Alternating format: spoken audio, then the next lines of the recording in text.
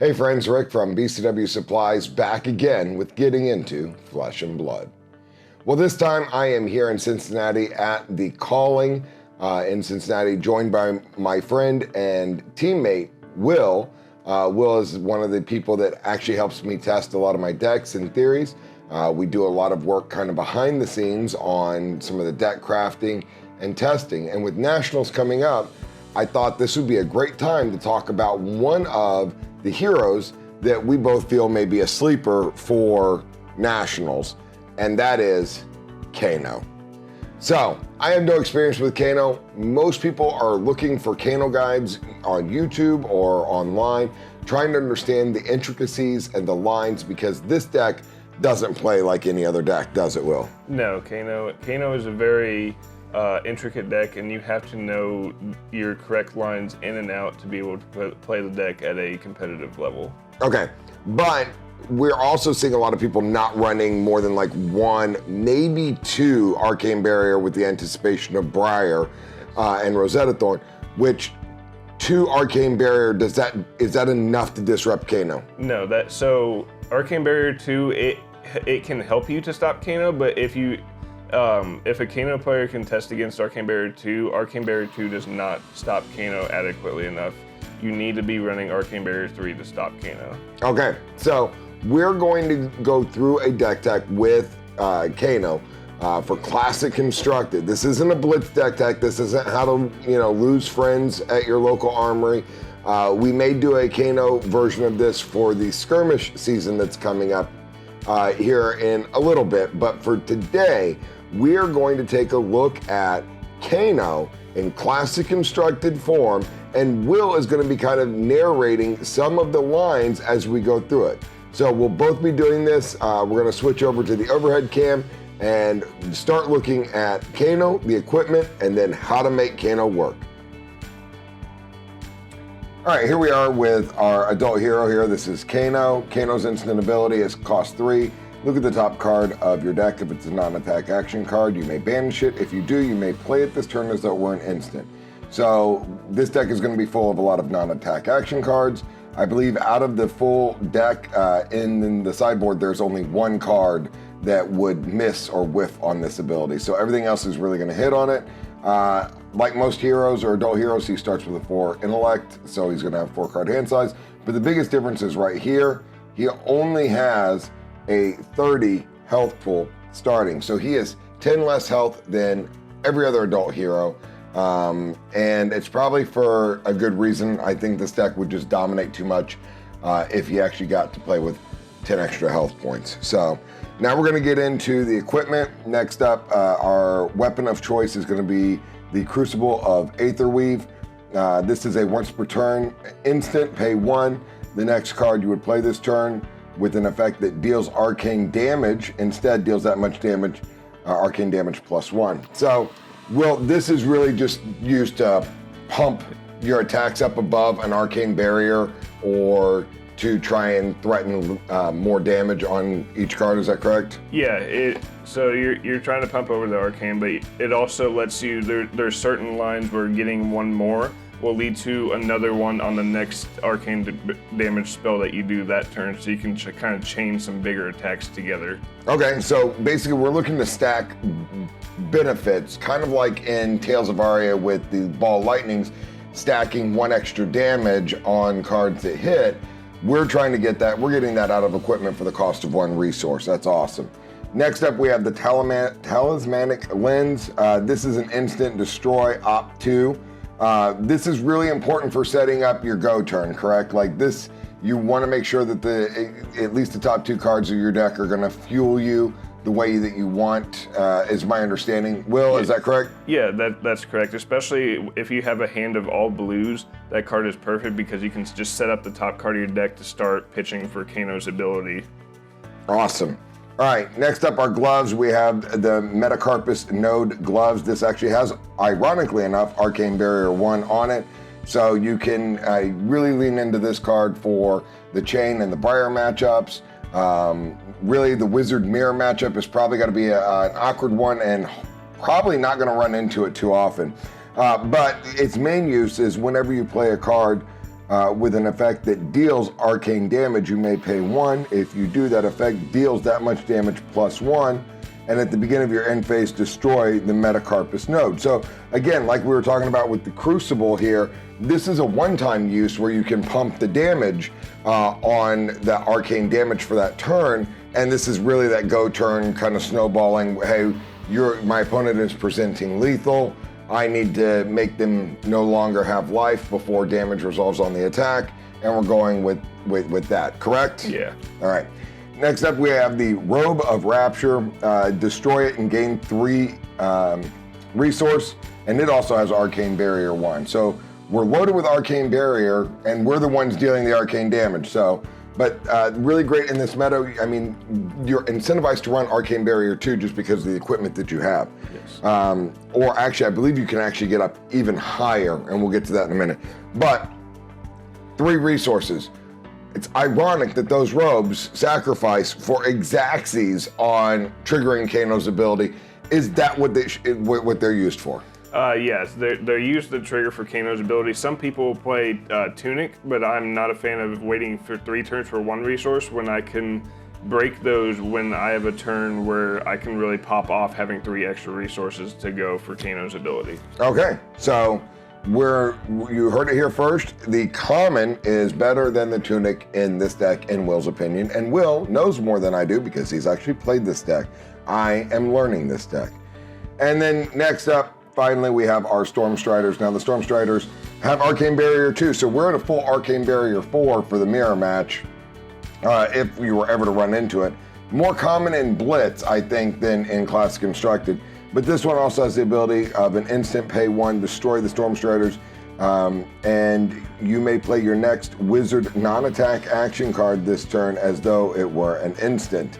Now, is this allowing you to get a card stuck in your hand, played at instant speed, that is part of your chain? Or, I mean, why is the as an instant important on that? So as an instant is important because a lot of times you'll want to try to arsenal and set up. So you can use it if a card's stuck in your hand, but a lot of times you're trying to sometimes you'll put something in arsenal like a Blazing Aether to try to set up for one of your big combo turns, and this will allow you to chain certain cards together without having many action points. All right. Well, there we go. That is our equipment. That is Kano. We're going to clear this up real quick. And now we're going to get into the red non-attack or wizard action cards. And again, this deck is mostly all wizard cards. If you're looking for a deck and you have a bunch of Arcane Rising and you're not looking to buy like the Command and Conquers or the E-Strikes or the Art of Wars, Tunic, I mean, this deck doesn't require it to do its damage, correct? Yeah. All right, so we've got some spicy ones here, I think, so let's just get through it. We're gonna go through the main deck, the 60, if you will, and then after that 60, we're actually gonna get into looking at the sideboard, which is kind of gonna take Will a little bit to explain, I believe. So there's some spice in that sideboard people aren't gonna see coming. All right, so we start off with Aether Spindle. Aether Spindle costs 2. It's a wizard action. It deals 4 damage to target opposing hero. Opt X, where X is the damage dealt by Aether Spindle. So again, this is where Arcane Barrier, the higher your Arcane Barrier and the more you can pitch to it, the less they get to opt. And this is a card you want to play off the top of the deck, correct? Yes. Okay. Let's look here. After that, we have Aether Flare. Now, Aether Flare, it deals 3 arcane damage to the target opposing hero at cost 1. It's a wizard action. Again, this is still part of that burning your opponent, correct? Yes, but Aether Flare also it does more damage for the amount towards your next spell for the amount of damage that Aether Flare does. Oh wow! So this isn't even flavor text down here. I'm sorry. The next card you would play this turn with an effect that deals arcane damage instead deals that much arcane damage plus X, where X is the amount of damage that Aether Flare did. So these are 2 perfect cards to combine together, because if you go Aether Flare into Aether Spindle, your Aether Spindle will do more, allowing you to opt more, but letting you either continue to go off using like Kano's ability, or on your next turn being able to set up some blues or something to be able to go off on your next turn. Oh, okay, so it gets real. Now let's look at a card that is a setup card, because we've got some of the fire, we've got more of the fire lines yet to come out of this red pool, but more of the fire line, or more of the setup is, and this is the Tome of Aetherwind. Now, Tome of Aetherwind, basically you get to choose two. The next card you play this turn with an effect that deals arcane damage, deals that much damage, +1, or you can draw a card, it costs 0, and it's a wizard action. Again, all the reds, I'm getting the impression the reds are what you want to play off the top of the deck. You want to play at instant speed, where you can, correct? So yeah, you want to play them off the top of your deck, but there's also, with Kano, you actually want to play more on your turn. So you're kind of wanting to set up some of the cards in your hand so that way you're able to use your action point and to trying to get, there are certain ways in this deck where you can get more action points. So you're wanting to try to set up these big spells in your hand so you're not constantly relying on setting up the top of your deck. Awesome. All right, so next up, we're going to have Stir the Aether Winds. Stir the Aether Winds, you may play your next wizard non-attack action card as though it were an instant. If it is an effect that deals arcane damage, and instead the effect deals that much arcane damage +3. So really, we're talking about putting stacks on stuff that allows you to opt, like the Aether Spindle. I'm just spitballing here. This is a really good card to play before you play the Aether Spindle, just to make that bigger arcane damage attack. And this is kind of how you're getting around that Arcane Barrier 1 or 2 that people may be running, where you're like, that's not good enough. I'm just making my attacks that much bigger and chunking your life. Is that a fair statement? Yeah, that's exactly what it's trying to do. All right, so let's look at a 2 of here that's in the main board. This is a 2-cost wizard action. It deals 5 arcane damage to a hero, blocks for 3. And most of these wizard cards are blocking for 2s and 3s, but this is just straight damage. This is, and if you've got a lot of pumps into it, now it doesn't really help set up more things. So is this a card where you're trying to deal a little bit of damage with it, or is this part of the go? This is a card you just kind of chunk away a little bit of damage at your opponent's life total when you have it. It's not really something you set up into, but it is a good card to pump if you don't have anything to come after your pumps. Okay. And then next we have Snapback. Now this card really intrigues me a lot just because it deals 3 arcane damage to target hero, but if you've played another wizard non-attack action card this turn, you may play Snapback as though it were an instant. And so this is just dealing damage, but it also has the ability to be an instant without having something give it an instant, like playing it off the top of the deck or having to use one of your equipment to give it an instant. You just have to play one of your other cards, and as long as it's a wizard non-attack action card, it has go again. So that seems really helpful in continuing the chain of just doing things on your opponent's turn or at instant speed. Next up, we have Reverberate. This costs 1. It deals 3 arcane damage to opposing hero. However, if Reverberate deals damage, you may banish a wizard non-attack action card from your hand with resource cost, 1 resource cost less than or equal to the number of damage dealt by Reverberate. And if you do, you may play it this turn as though it were an instant. So this seems like something that would be good to set up with like the Aetherwind Tome or one of the less cost-effective, or not cost-effective, one of the cheaper costed cards just for dealing some massive damage. And speaking of lesser costed card that deals massive amounts of damage, and I really think the unsung hero, nothing quite says it like this, boys. This is Blazing Aether. This is a Kano specialization. It costs 0. It's a wizard action. And I'm just, this hurts. I've had this, you've hit me for 24 when I presented lethal with this card. Not fun. But this is how you're going to pump a lot of your killing blows. And Blazing Aether, it deals X arcane damage to target hero, where X is the amount of arcane damage you have dealt to that hero this turn. We'll talk a little bit about that card. So that card's, yeah, like he says, kind of the unsung hero of the deck. There is a card in that we'll talk about here in a little bit that actually you want to tutor for, that can tutor for this card. So basically, one of the best combos you can do in this deck is Aether Flare into a card called Lesson in Lava that we'll look into here in a little bit, into Blazing Aether.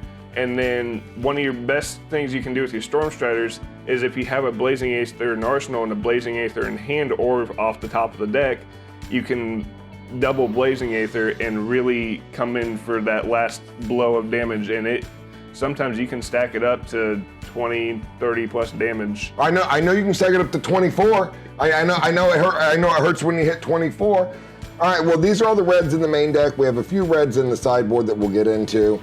But this is the red from the main deck. And now we're gonna get into quickly the yellows, a lot less in the yellows, but like we were just talking about, the card we're talking about that allows you to tutor is Lesson in Lava, another Kano specialization. It costs 1, it's a wizard attack action. And it deals 3 arcane damage to target opposing hero. If Lesson in Lava deals damage, you may search your deck for a wizard card with a cost of equal to or less than the damage dealt by Lesson in Lava. Reveal it, then shuffle your deck and put it on top of your deck. So you're basically setting up what you're going to use your Kano for with this card. And we run full 3 of those. And that's the tutor, and Blazing Aether costs 0. So it doesn't have to deal damage for you to go get Blazing Aether, or it has to deal damage? Because it says if it deals damage. So Lesson in Lava has to do 1 damage to be able to go tutor. Okay. But even at 1 damage, you can still go search out a Blazing Aether, or you can search out a Tome if you need to start drawing off the deck if you've run out of gas. Okay. So here we go with another yellow. This is Sonic Boom. Now, Sonic Boom deals 3 arcane damage to target opposing hero. If Sonic Boom deals damage, look at the top card of your deck. If it's a wizard non-attack action card, you may banish it. If you do, you may play it this turn as though it were an instant and cost X resource points less to play, where X is the amount of damage dealt by Sonic Boom. So again, more benefits off stacking up cards that are pumping your attacks, or not attacks, sorry, pumping your arcane damage on cards.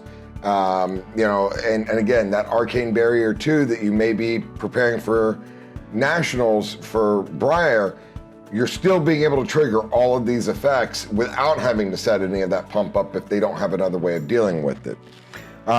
Chain Lightning. Now, Chain Lightning, you may play your next wizard non-attack action card as though it were an instant. If you have played another wizard non-attack action card this turn, deal 3 arcane damage to each opposing hero, cost of 1.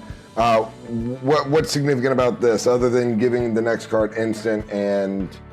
So it's mainly to give your next wizard non-attack as an instant, but it's also great for if you've played another card before, just to get an extra 3 damage off, giving more pressure to your opponent while still being able to go on your lines of combo. Okay, so you're not looking to dumpster somebody with this card. This is just a continuation. It's part of a chain, if you will, of continuing that non-attack instant speed. Playing on your opponent turn or on your turn without using or consuming your action point. Yes. The defensive card, but this card is actually amazing off the top of the deck too. At instant speed, you don't get to gain the life, but this is 3 copies of Tome of Findel, and Tome of Findel allows you to draw 2 cards. And if Tome of Findel is played from Arsenal, you gain 1 life for each card in your hand. And something tells me this can get you a significant amount of life and or just more cards in your hand, which Kano is dangerous when he has a lot of cards in his hands, correct? Yes, and so Tome of Findel also, it just helps you get around Kano's 30 life barrier, because even if you Tome of Findel and gain 4 or 5 life, that's a significant amount of life in Kano, and especially in a deck that you're really not looking to block that much. You're trying to put as much pressure on your opponent as you can and keep them on the back foot for as long as you can. All right. So that's going to do it for our yellows. Now we're going to get into our blues. Now, blues in this deck are really paying for your abilities, correct? Like, for the most part, there are some utility blues we'll get into, but most of it is you need a healthy selection of blues, because you've got to pay for the Kano ability. You need to be able to pay for the weapon to be able to plus damage. there's a lot of things you need to be able to pay 3 for, and that's where the blues come in. Am I understanding that line correct? Yeah, you're understanding that line correct. And there are people who run more blues than I currently am, but again, you're wanting to play more on your turn.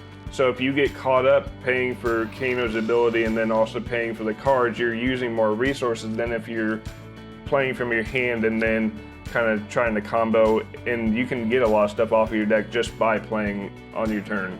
Okay, so here we have Reverberate. Reverberate is a blue pitch. We've already seen this in the red card, I believe. It deals 1 damage to opposing hero. If it deals the damage, you may banish a wizard non-attack action card from your hand with a cost equal to or less than. So in a pinch, I guess this could set up something, but really this is a block 3, pitch 3, is that correct? Yeah, most of the time it's a block 3, pitch 3. All right, we also have Aether Flare. We've seen this card in red as well. Again, this has some niche uses, but 3 of these really, again, we're looking to pitch 3, block 3. Void Bolt, this is 2 to deal 3 arcane damage. I could see this being situational where you could just play it if it came off the top of the deck to just get in for a little bit of damage. And we'll talk a little bit about that here after we get through the cards, about some of the lines and strategies that we were talking about before we recorded this. But we're running 3 of these again. These are pitch 3, block 3. For Bolting Bolt, again, pitch 3, block 3. It deals 1 arcane damage, costs 1, and allows you to opt 1. But for the most part, we're still looking at pitching and dealing damage. You have Scalding Rain. Again, this is a 2 arcane damage to target hero for the cost of 1, but it's a blue pitch 3, block 3. We're running 2 of those in the main. And then 1 Cindering Foresight. This is a 0. This is a 2 block, but it pitches 3. But I think this card is actually in here just to have another copy of Cindering Foresight. Is that correct, Will? Yeah, that's correct. There's other copies in the side, but just having 1 in the main board, because if you find it off the top of your deck, it's not the end of the world. It's still pretty good at what it's supposed to do. Okay. Now, into the other blues that actually have some really spicy uses. These are blue pitch 3s. Some of them block for 3, but these are cards, blue cards you really want to play. Next up, we have the Gaze of Ages. Man, this card, it allows you to opt 2 if you've played another wizard non-attack action card this turn. Put Gaze of Ages into your hand as it resolves. Okay, so this is free. We see that this is free. Yes. And then it comes back to your hand after you get to opt 2. So you get to set up your deck. Now, in theory, you could play this again if you could give it an instant, or you have a pitch 3 that just comes back to your hand to go, all right, well, I set up my deck, now I'll activate Kano's ability. This card seems really good. Yeah, that card is fantastic, especially if you find it off the top of your deck or use some way to make it an instant to get either to get around that action point, or there's some blue card. There is a blue card that lets you gain an action point because it has Go Again. Okay. Well, next up, and this is where some of the money comes in this deck, unfortunately. Everything else has been relatively affordable, but we do need to run the Fabled from Arcane Rising. This is the Eye of Odifia. It is legendary. You can only run 1 of these. It's a blue pitch 3, but when you pitch it, you get to opt 2.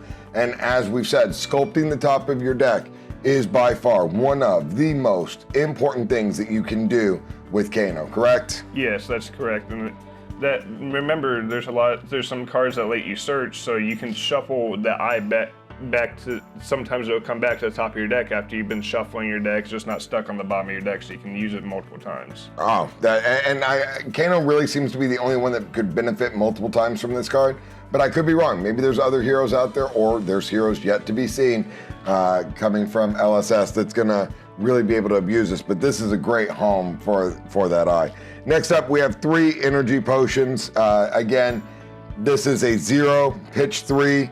No block, but you can also play it and as an instant destroy it to gain 2 resources. So kind of helpful. It's not a miss. I mean, I've seen you set these up early in the game with your action point and just play it and pass, because again, you can operate it at an instant speed, and just having some of these, 1 or 2 of these on the board, seem to be very useful for that matchup. And last but not least, this should come as a shock to no one, especially after we've talked so much about how opting is important, is we're running 3 Whispers of the Oracle Blue. Again, it's an opt 2 with Go Again. It's a generic action. It is a blue pitch and it blocks for 3. So this card is checking a lot of the boxes that we want out of that. Now we're going to look into the sideboard. We're going to clean all this up real quick just so we have room. Again, we're recording this while we're at the calling in Cincinnati.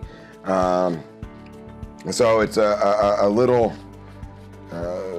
struggle here. All right, now, here we have 3 Cindering Foresight in red, and we have 2 Cindering Foresight in blue, and we're already running one of these in the main. Now, Cindering Foresight says that if it is not your turn, you may play Cindering Foresight as though it were an instant. So automatically, this is a card you're incentivized to play on your opponent's turn. The next card that you play this turn with an effect that deals arcane damage, deals that much damage instead +1, and it opts 3. So this is a setup when you need to play on your opponent's turn card. Yes. So what kind of deck are you wanting to bring these in to the main deck for? So a lot of the main deck is you're going aggro, you're trying to put a ton of pressure on your opponent, and you're wanting to play that when they have Arcane Barrier 1 or Arcane Barrier 2. But if you think your opponent's going Arcane Barrier 3, then you need to be going for the control package, and so that's where a lot of the sideboard comes in.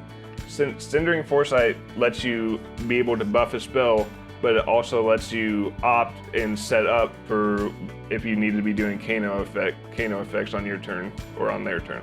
Okay, so, and one of the nice things, and this just came to me, epiphany, if your opponent is playing Arcane Barrier, but they're also playing kind of an aggressive deck, like a hand-hungry deck, you can make them, before they do anything of relevance to you, almost defensively go, how do you feel about taking 3 damage? How do you feel about taking 4 damage on your turn? Do you want to pitch the Arcane Barrier, or do you want to have the resources to attack me? That seems like an amazing line of play for this. All right, next up we have Blue Aether Spindle. Again, this is in the main deck. This is deal 2 damage and then op X, where X is the amount of damage that's dealt. Why is this in the sideboard? Is this just more? This is just to add more blues to make more consistency if you're running into the control matchup, because I say control, but it's more of Arcane Barrier 3, or when you think your opponent's going to be able to block more of your stuff, because when you go into that package, you don't want to play a 60, you want to go a little bit more than that, so they're not going to just straight fatigue you out. Okay. And is that the same with the blue, 2 blue Rouse the Aethers as well? Yes. Okay. Now, we get into a card that I was shocked that wasn't in the main deck, only because you smacked me in the face with it, and it hurts. And that's Forked Lightning. Now this is, I understand why after everything we've said, I understand why this is here for the Arcane Barrier matchup, because one card is doing 2 different sources of arcane damage. So just because you have Arcane Barrier 2 or Arcane Barrier 3, you have to pay for it twice with this card, because this card is doing 1 instance of 2 damage and another instance of 2 damage, and if you buffed it in any way, shape, or form, like your next card that deals arcane damage, it deals that much damage +1. Each instant of this is also buffed, so each instance buffed, but you can only Arcane Barrier once on this card. It's two separate lines of text, but it's one source because it's coming from the one card. So it really helps you be able to get the huge combo going and set up for a big Forked Lightning to get over their Arcane Barrier 3 or 2 that they have. So if you see a lot of Arcane Barrier 2 in the Tails meta coming out of the Pro Quest that's happening today at the time of this recording, and you see a lot of Arcane Barrier 2, do you think this goes into the main deck? Yes, I think that instantly goes into the main deck at that point. Okay. Next up, our last wizard card in our sideboard is going to be 1 Voltic Bolt. Again, it's just 5 damage. Again, I feel this is just another they're playing a lot of Arcane Barrier, and this is just raw damage. Yeah, raw damage is what you're wanting. All right, now, one spicy little card that I like, and I get this. This is for the longer, grindier matchup, and this is really, I'm going to say, you're anticipating a lot of Arcane Barrier, and that is that we play one Remembrance. And this is just a yellow instant, allows you to shuffle 3 cards back into your deck, and then you banish Remembrance. But that card can give you a lot more legs, or it can, like when your deck starts getting low, you can just guarantee I've got fire, I've got lethal, I've just shuffled back into the deck, right? Yeah, because a lot of times in the later match, in those kind of matchups, your deck is going to get to basically all blues in the deck, so you're able to shuffle in a couple reds and be able to try to set up for one last big turn. I wanted to put two in the sideboard, but it just felt clunky when you use Kano's effect and you accidentally hit it off the top of your deck. Okay, now this last card, it's the one miss in the whole deck, the one whiff in the whole deck, and this is kind of genius. So this is, you're running one copy of Nourishing Emptiness. This is a 2/4/6, and when there are no other attack action cards in your graveyard, Nourishing Emptiness has Dominate, and if it hits, you gain +1 intellect until the end of turn. So, it's probably standard tech now for a lot of Kano decks, especially in the Blitz decks, to be running 1 or 2 of these. But seeing this on turn 1 or turn 2 is amazing, because it's just gonna help set up. But what's great about this list, even if you see this on turn 4 or turn 5, it's the only one in the deck, so you don't have to worry about it. It's gonna be 2/4/6 with Dominate on hit, gain, intellect, and you're either gonna force equipment blocks, or you're gonna force, and most people when they go, oh, I'm playing against Kano, they take out all the defense reactions because they're dead cards. Newsflash, if you didn't know it, don't run defense reactions just trying to stop this one card. They are dead cards in that matchup, and they will hurt you for being in your deck, because most of them are reds, because like Sync and Fate are reds, and that pitches for 1 for the Arcane Barrier if you're running any Arcane Barrier. So that's what they're used for. They can prevent 1 damage in this matchup. So, all right, now, as promised when it came to Kano, there's one school of thought with Kano that I want to emphasize. It's a line of play we were talking about a little bit before recording this. It's been a long video, I apologize. Thank you for staying tuned through it. But the general gameplay with Kano is to chip damage on your turn and be ready to present lethal on their turn. But you're doing a lot of blocking with this deck, correct? Yeah, so in the early game, while you're chipping, you're wanting to block a little bit. You need to be careful not to overblock and use your resources when blocking. But if your opponent doesn't throw too much at you, don't be afraid to keep your entire hand. That way you can put the pressure back on them, because if they have an off turn, Kano is really hard to have an off turn unless you've just hit 4 reds, which is unfortunate. But you're wanting to wait for the opportunity to really punish your opponent and take the front foot in the match. Okay, so again, 6 damage on their turn if they didn't pressure you, or 6 damage on your turn, and then draw up a new hand. And you're just throwing that 3, that 5, that 6 damage without wasting any of your big equipments, and you're just trying to chunk them down little by little. What is the lethal range where you, besides your opponent presenting lethal, which is when Kano seems to kill everybody, but at what point in time do you start going, I think I need to go for it? So usually when I get them to about 20 or less life, that's when I'm thinking I need to be pressuring and going for the win, because Kano, a lot of times Kano you can set up for the big turns, but he'll accidentally just do a ton of damage. So I slipped, tripped, and blew up the place. My bad.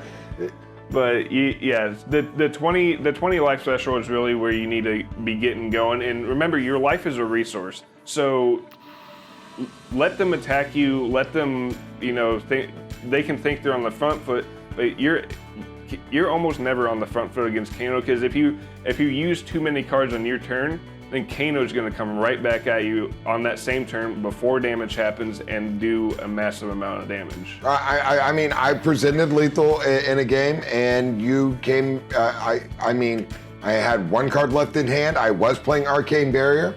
I had one blue, and you went, "That's not enough," and then you hit me for 12 arcane damage, and I was like, "I'm still alive," and you went, "Yeah, but this Blazing Aether says take another 12." And I was like, I'm dead. I was at 22. You were at 4. I'm presenting lethal. And this is like turn 3, turn 4. Yeah. I'm presenting lethal. And you're like, no, how about you die before that damage resolves? And so, again, fans, if you're looking to pick this up, we're saying practice it, learn it, the lines. And we'll try and do maybe after nationals, we may try and do like a playthrough with the deck so we can actually showcase a lot of the little intricacies. But this is not a deck that I feel that you can watch a video or watch somebody else play and pick up. This is a trial and error deck. You've got to put in the reps with it. You've got to learn the lines. People can explain some of the combos like Will did in this video, but unfortunately, this is a video that you have to get the reps in, because you're not going to see the same package, the same hand, the same line every game. It's not like Bravo, who's like, I'll block 2, I'll swing 6. I'll block 2, I'll swing 6. There's times where you're opening hand and you're like, oh, I have the nuts. I'll arsenal this card. I'm gonna, whatever, if you can't deal 30 to me, you die, and you just go. And a smile on your face. And there's times where you see you're drawing all of your gas that you want to be playing off the top of your deck at instant speed. And unfortunately, off the top of your deck, all you're getting are your blue pitch setup cards that you're banishing. And I know that's happened a couple of times as well. Yes. So, high variance, high risk, high reward, very fun deck. Will, thank you so much for joining us. And friends, remember, when it comes to collecting, storing, or displaying your hobbies or collectibles, BCW has you covered.